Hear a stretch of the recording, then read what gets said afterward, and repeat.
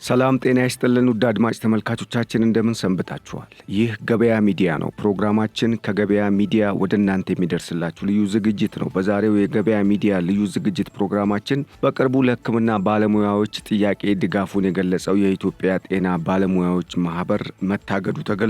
በተለይም ማህበሩ ይህ እግድ ከኢትዮጵያ ሲቪክ ማህበራት ድርጅቶች ባለስልጣን በኩል እንደተጣለበት የተገለጸ ሁኔታ አለ። የጤና ባለሙያዎች ያደረጉትን የሥራ ማቆም አድማ ተከትሎ አመራሩ ታስረውበት የነበረው የኢትዮጵያ ጤና ባለሙያዎች ማህበር ከሰኔ 5 2017 ዓ.ም ጀምሮ መታገዱን የማህበሩ ፕሬዝዳንት አቶ ዮናታን ዳኛው ገልጸዋል። ይህንን በሚመለከት አዲስ መረጃ አለ። አብራችሁ እንድትቆዩ በመጋበዝ በቆይታችን ታዲያ ተወዳጁ የቢዝነስ ሚዲያን ገበያ ሚዲያን ላይክ፣ ሰብስክራይብ እና ሼር በማድረግ አጋርነታችሁን እንድታሳዩ እየገለጽኩኝ በቀጥታ ወደ መረጃው እሸጋገራለሁ።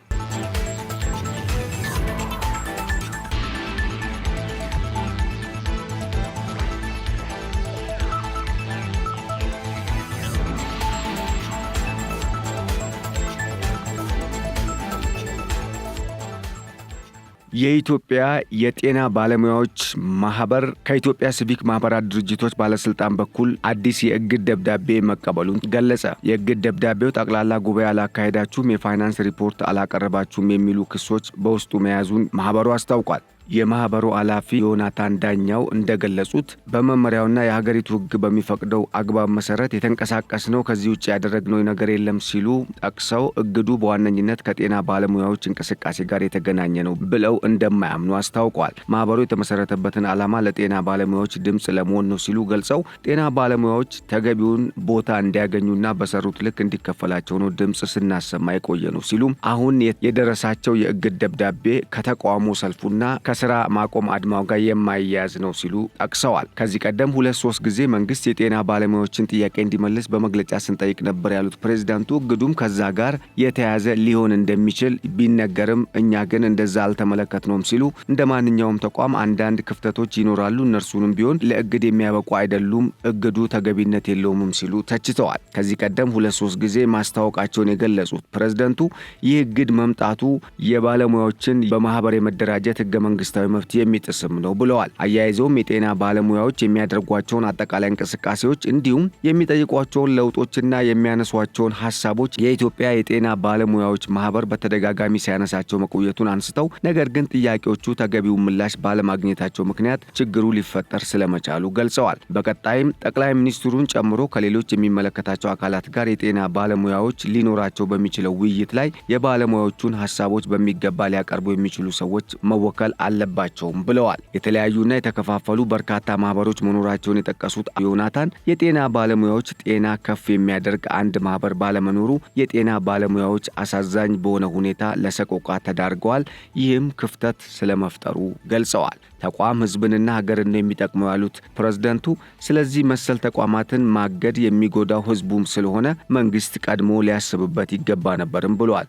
ማህበራት ደግሞ በህዝብና በመንግስት መካከል መቀራረብ እንዲኖር የሚያደርጉ በመሆናቸው አሁንም ጊዜው ስላረፈደ መንግስት አፋጣኝ ማስተካከያ እንዲያደርግ ጠይቀዋል። ይህን የሚያደርጉ አካላትም ቆም ብለው እንዲያስቡና ጥያቄዎችን በውይይት እንዲመልሱ አሳስበዋል። በተጨማሪም በእኛ በኩል ቁጭ ብለን በሲቪክ ባለስልጣኑ በኩል የተሰጡ ክፍተቶችን እየተወያየን እንፈታለን ያሉ ሲሆን ከዛ ያለፉ ነገሮች ተወሳስበው የሚመጡ ከሆነና በማህበሩ ህልውና ላይ አደጋ የሚፈጥሩ ከሆነ ግን ወደ ፍርድ ቤት ወስደን በዛ የምንከታተለው ይሆናል ብለዋል። ከዚህ ቀደም የጤና ባለሙያዎች የደሞዝ ጭማሪና ሌሎች ጥያቄዎቻቸው እንዲመለሱላቸው ከግንቦት 4 ቀን 2017 ዓ.ም ጀምሮ ሲያደርጉት የነበረውን የሥራ ማቆም አድማ ተከትሎ የኢትዮጵያ ጤና ባለሙያዎች ማህበር ለሕክምና ባለሙያዎች አፋጣኝ ምላሽ እንዲሰጥ መጠየቁ ይታወሳል።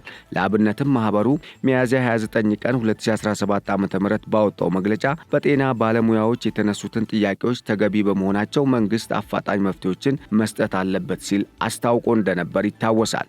ማህበሩ እነዚህን ጥያቄዎች በተደጋጋሚ ለሚመለከታቸው የመንግስት አካላትና ከፍተኛ የመንግስት መስሪያ ቤቶች በተገቢው ህጋዊ መንገድ ማቅረቡን ገልጾ ይሁን እንጂ የጤና ባለሙያዎች የሚያነሱት ጥያቄ በአፋጣኝና በተገቢው መንገድ ምላሽ ስላልተሰጠው የጤና ባለሙያዎች በተለያዩ መንገዶች መብታቸውን ለማስከበር እንቅስቃሴዎች ስለማድረጋቸውም ገልጸዋል።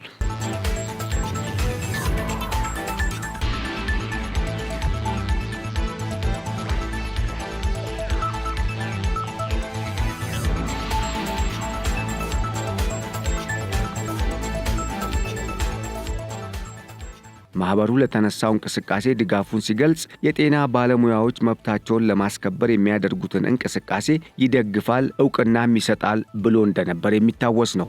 ነገር ግን በኃላፊነት መከናወን እንዳለበት አጽንኦት የሰጠ ሲሆን ማህበሩ አክሎም መንግስት በጤና ባለሙያዎች የሚነሱ ጥያቄዎችን ችላ ማለቱን እንዲያቆምና ለሀገሪቱ ችግር ከመፍጠሩ በፊት ተገቢውን ትኩረትና ምላሽ እንዲሰጥ አጥብቆ አሳስቦ እንደነበር አይዘነጋም። በወቅቱም የማህበሩ ፕሬዝዳንት አቶ ዮናታን ዳኛው በቁጥጥር ስር ውለው እንደነበር የማይዘነጋ ሲሆን አምነስቲ የጤና ባለሙያዎች የሥራ ማቆም አድማ ግንቦት 4 ቀን 2017 ዓ.ም ከጀመረ ወዲህ በመላ ሀገሪቱ የታሰሩ የሕክምና ሰራተኞች ቁጥር 212 መድረሱን የሚገልጽ ዝርዝር እንደቀረበለት መግለጹ የሚታወስ ነው። ከዚህ ቀደም መንግስት የጤና ባለሙያዎች ላቀረቧቸው ጥያቄዎች ምላሽ እንዲሰጣቸው የኢትዮጵያ ሕክምና ባለሙያዎች ማህበር በመወከል የኢትዮጵያ ድንገተኛና ጽኑ ሕክምና ባለሙያዎች ማህበር እንዲሁም የኢትዮጵያ ስታቲስቲክስ ማህበር ጥያቄ አቅርበው እንደነበር የሚታወስ ነው። የኢትዮጵያ ጤና ባለሙያዎች ማህበር ፕሬዝዳንት ዮናታን ዳኛው፣ የኢትዮጵያ ስታቲስቲክስ ባለሙያዎች ማህበር ፕሬዝዳንት ዶክተር አህመድ ሲራጅና የኢትዮጵያ ድንገተኛና ጽኑ ሕክምና ባለሙያዎች ማህበር ፕሬዝዳንት ዶክተር ወልደሰንበት ዋጋነው የጤና ባለሙያዎች እየተከፈላቸው ያለው ዝቅተኛ ደሞዝ እንዲሻሻል፣ የትርፍ ሰዓት ክፍያ በአግባቡ እንዲከፈላቸው፣ አገልግሎት እየሰጡ በሚገኙበት ጊዜ ለበሽታ ሲጋለጡ ሕክምና እንዲያገኙ፣ ቤት ወይም የቤት መስሪያ ቦታ እንዲሰጣቸው፣ የነጻ ትራንስፖርት አገልግሎትን ጨምሮ ሌሎች የሚያነሷቸው ጥቅማ ጥቅሞች የዓመታት ጥያቄዎች በመሆናቸው በአስቸኳይ ምላሽ እንዲሰጣቸው ጠይቀው እንደነበር አይዘነጋም። የጤና ባለሙያዎች ጥያቄ የዳቦ ጥያቄ ነው ያሉት ዶክተር ዮናታን ጠቅላይ ሚኒስትር አብይ አህመድ ወደ ስልጣን ሲመጡ በ2011 ዓ.ም በዘርፉ ጉዳዮች ላይ ከጤና ባለሙያዎች ጋር ውይይት ማድረጋቸውን አስታውሰው በ2015 ዓ.ም ለሕዝብ ተወካዮች ምክር ቤት፣ ለጠቅላይ ሚኒስትር ጽሕፈት ቤት፣ ለጤና ሚኒስቴር፣ ለሲቪል ሰርቪስ ኮሚሽን በዝርዝር የጤና ባለሙያዎች ጥያቄዎችን ማቅረባቸውን የገለጹት ፕሬዝዳንቱ ሆኖም እስካሁን ይህ ነው የሚባል ምላሽ ባለመገኘቱ ምክንያት ከሰሞኑ ተከስተው የነበሩ ግርግሮች እንዲከሰቱ ምክንያት ስለመሆኑ ገልጸዋል።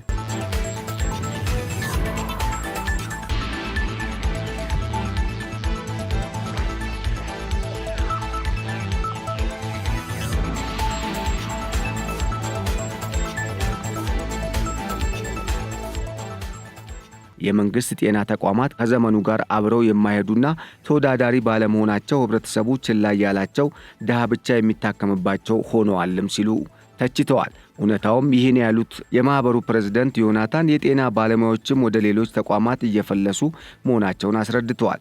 እነዚህንና መሰል ጥያቄዎች እየተመለሱ ባለመሆናቸው ባለሙያዎች ወደ ተለያዩ አገሮች ለስደት እየተዳረጉ መሆናቸውን የገለጹት የማህበሩ ፕሬዝዳንት አቶ ዮናታን የጤናው ዘርፍ ከሲቪል ሰርቪስ ማዕቀፍ እንዲወጣ ተደርጎ በቦርዱ እንዲተዳደር እንዲደረግና አጠቃላይ ችግሮችን በአፋጣኝ ምላሽ እንዲሰጣቸው ጥሪ አቅርበዋል። ሚያዝያ 9 ቀን 2017 ዓ.ም የጤና ሚኒስቴር ዶክተር መቅደስ ዳባ ከጤና ሙያ ማህበራት ተወካዮች ጋር በጤናው ዘርፍ ባሉ ሁኔታዎች በተሰሩ ስራዎችና እየተተገበሩ ባሉ እቅዶች ላይ ውይይት ማድረጋቸውን ያስታወሱት ዶክተር አህመድ ሲራጅ የጤና ባለሙያዎች የሚያነሷቸው ጥያቄዎች በሚኒስተሩ እየታዩና እየተለዩ እንደሆነ እንደተነገራቸውና የደረስንበትን እናሳውቃቸዋለን እንደተባሉ መግለጻቸው የሚታወስ ነው። ሆኖም እያንዳንዱ ጥያቄ ተለይቶ ይሄ ነው የሚባል መልስ በመድረኩ ላይ እንዳልተሰጠ የተናገሩት ዶክተር ወልደሰንበት በበኩላቸው በአጭር ጊዜ ጠብቁ የሚል ቁርጥ ያለ መልስ እንዳልተሰጣቸው አክለዋል። የጤና ባለሙያዎች ለጥያቄዎቻቸው በፍጥነት ምላሽ ካላገኙ አድማ እናደርጋለን የሚሉ ድምጾች ስለሚሰሙ የእናንተ ማህበር ጉዳዩን እንዴት ያየዋል ሲሉ ከዚህ ቀደም ጠይቀው እንደነበርና ምላሽ ባለማግኘቱም የጤና ባለሙያዎች በመላ ሀገሪቱ ለተቃውሞ ሰልፍ እንዲሁም የሥራ ማቆም አድማ እንዲያደርጉ ምክንያት ስለመሆኑም አብረው አያይዘው ገልጸዋል። ሥራ ማቆም የማህበሩ አቋም አይደለም ሊሆንም አይችልም ያሉት ዶክተሩ እንቅስቃሴው ለዓመታት የቆዩ ጥያቄዎች ይፈቱ ከሚል ውጪ ሌላ አግባብ ወይም ያዘለው ከኋላ የያዘው ዓላማ እንደሌለ ጠቅሰዋል።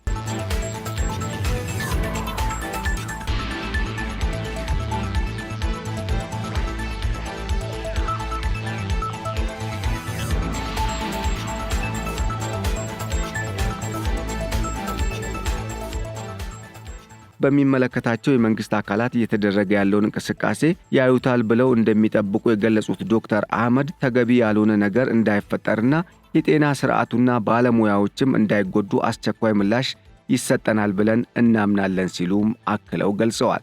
እስከዚያ ደረጃ የሚያደርስ ነገር እንደማይፈጠር ተስፋ እናደርጋለን ያሉ ሲሆን ይሁንና ግን አሁንም መንግስት ተገቢው ምላሽ የማይሰጥ ከሆነ ከዚህ ቀደም የተፈጠረው አይነት ችግር ላለመፈጠሩ ምንም ዋስትና እንደሌለ ገልጸዋል። ይሁንና ግን በመንግስት በኩል ከዚህ በኋላ እንደዚህ አይነት ተቃውሞና የሥራ ማቆም አድማ በሚያደርጉ የጤና ባለሙያዎች ላይ አስተማሪ ሆነ ተመጣጣኝ እርምጃ ሊወስድ እንደሚችል በጤና ሚኒስቴር ዴኤታ በኩል ማስጠንቀቁ የሚታወስ ነው። በተመሳሳይ የሥራ አድማ የሚለው ንቅናቄ በማህበር ደረጃ ተቀባይነት የሌለው ጉዳይ ነው ያሉት የማህበሩ ፕሬዝዳንት ዮናታን፣ ሆኖም አድማ እንዲታሰብ ያስገደዱ መሰረታዊ ጥያቄዎች ስለመኖራቸው ሐቅ ነውም ሲሉ ተናግረዋል። በማህበር ደረጃ ጉዳዩ ምን ላይ ደረሰ ለሚለው ክትትል እንደሚያስፈልግ የገለጹት ዶክተር አህመድና ዶክተር ወልደሰንበት በበኩላቸው የጤና ባለሙያዎችም እንዲፈቱ የሚፈልጓቸውን ጥያቄዎች በአግባቡ እንዲያቀርቡ፣ የጤና አገልግሎት አሰጣጡም ያለምንም እንከን እንዲቀጥል ማድረግ እንደሚያስፈልግ አጽንኦት ሰጥተው ተናግረዋል። የሕዝብ ተወካዮች ምክር ቤት ያጸደቀውና የአተገባበር ደንብና መመሪያዎች እየወጡለት የሚገኘው የጤና አገልግሎት አስተዳደር ቁጥጥር አዋጅ ቁጥር 1362/2017 ብዙ ችግሮችን እንደሚፈታም ይጠበቃል።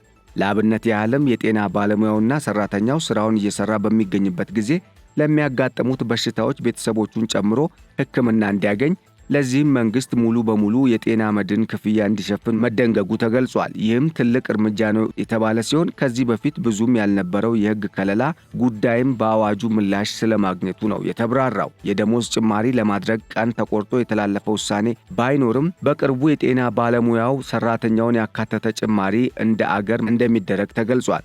በቂ ላይሆን ቢችልም ይሁንና ግን በተወሰነ ደረጃ መሻሻሎች ሊኖረው እንደሚችል ተመላክቷል። ሆኖም በአጭር ጊዜ ይመለሳል ለማለት ግን በመካከለኛ አሊያም በረጅም ጊዜ የሚታይ ጥያቄ ስለመሆኑም ከባለስልጣናቱ የቀረቡ ማብራሪያዎች አመላክተዋል። የትርፍ ሰዓት ክፍያ አቤቱታዎችን በሚመለከት መንግስት ባወጣው መመሪያ መሰረት መከፈል እንዳለበት የተገለጸ ሲሆን በበጀትና በተለያዩ ምክንያቶች በተለይ ክልሎች ላይ የሚስተዋሉ ችግሮችን ለመፍታት ብዙ ማስተካከያ መደረጉም ተነግሯል። በዚህ ሂደት ያልተከፈላቸው የጤና ባለሙያዎች እንዲከፈላቸው እንደሚደረግም ነው ከመንግስት በኩል የወጡ መረጃዎች ያመላከቱት። ዘርፉ ከሲቪል ሰርቪስ አስተዳደር እንዲወጣ የጤና ባለሙያዎች ጥያቄ ያቀረቡ ሲሆን ጥያቄው ተገቢ ሆኖ ዝም ተብሎ ተነስቶ ሳይሆን በጥናት የሚመለስ ስለመሆኑም የጤና ሚኒስቴሯ ከዚህ በፊት ከጤና ባለሙያዎች ጋር ባደረጉት ውይይት ላይ በሰጡት ማብራሪያ አመላክተዋል። የጤና ባለሙያዎች ስራ ያቆማሉ የሚል እምነት እንደሌላቸው የገለጹት ሚኒስቴሯ እሱን አደረጉ ማለት የገቡትን የሕክምና ቃል ኪዳን አፍርሰው አባት፣ እናት፣ ወንድምና እህት እንዲሞቱ ማድረግ ይሆናልም ሲሉ ተናግረዋል። ከዚህ ውጭ ግን ይህንን አጋጣሚ አልፎ ለሌላ ዓላማ ለማዋል በማህበራዊ ሚዲያ ዘመቻ የጀመረ የጤና ባለሙያ ያለ ከሆነ ከመንግስት አሳማኝ ቅጣት እንደሚጠብቀው የተገለጸ ሲሆን ይህንን አስረግጠን መናገር እንችላለን። እንዲህ አይነቱን የጤና ባለሙያዎችን መለየት እና ማጋለጥ ከሁሉም የጤና ባለሙያዎች የሚጠበቅ ሙያዊና የዜግነት ግዴታ እንደሆነም ጠቁመዋል።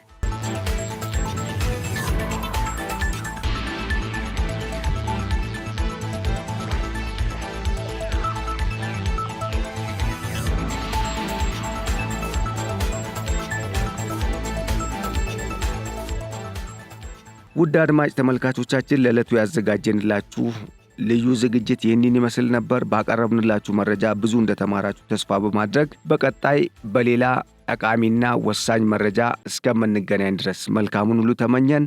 ሰላም። በኃይል መቆራረጥ ምክንያት ስራዎችን ለማከናወን ተቸግረዋል? ለጄኔሬተርና ለነዳጅ ምን ያህል ገንዘብ እያወጡ ነው? የግሪን ሰንቴክ የፀሐይ ኃይልን በእጁ ያድርጉ። ከግሪን ሰንቴክ ጋር የኃይል መቆራረጥ ፈጽሞ አይታሰብም። የኃይል አቅርቦቱ ሰፊ በመሆኑ በመብራት መቆራረጥ ምክንያት አንዳች ስራው አይስተጓጎልም። የፀሐይ መፍትሄዎች እኛ ጋር ናቸው። በከፍተኛ ጥራት የተሰሩ የሊቲየም ባትሪዎች ከኢንቨርተር ጋር እንዲሁም በብዙ የፓኔል አቅም አማራጮች ለሆቴል፣ ለባንክ፣ ለጤና ተቋም፣ ለቢሮ ወይም ለቤት ምን ያህል ኃይል እንደሚያስፈልጎ እኛ እንነግሮታለን። ዋጋው ተመጣጣኝ ከመሆኑ በተጨማሪ ከዳሽን ባንክ ጋር የዱቤ ያለ አገልግሎት በአነስተኛ ወለድ አማራጭና በሸሪያው ሕግ መሰረት ያለ ወለድ መጀመራችንን ስንገልጽ በታላቅ ደስታ ነው። አንድ ጊዜ ተግብሩ፣ ዓመታትን ቆጥቡ። ይህ ፀሐይ ብቻ አይደለም፣ የሚቀጥል ኃይል ጭምር እንጂ። የግሪን ሰንቴክ ኃይልን በእጁ ያስገቡ።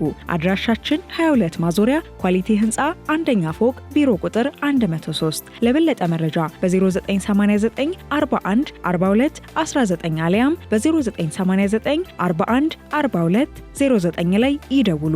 ግሪን ሰንቴክ ኃይል በእርሶ እጅ ውስጥ ነው።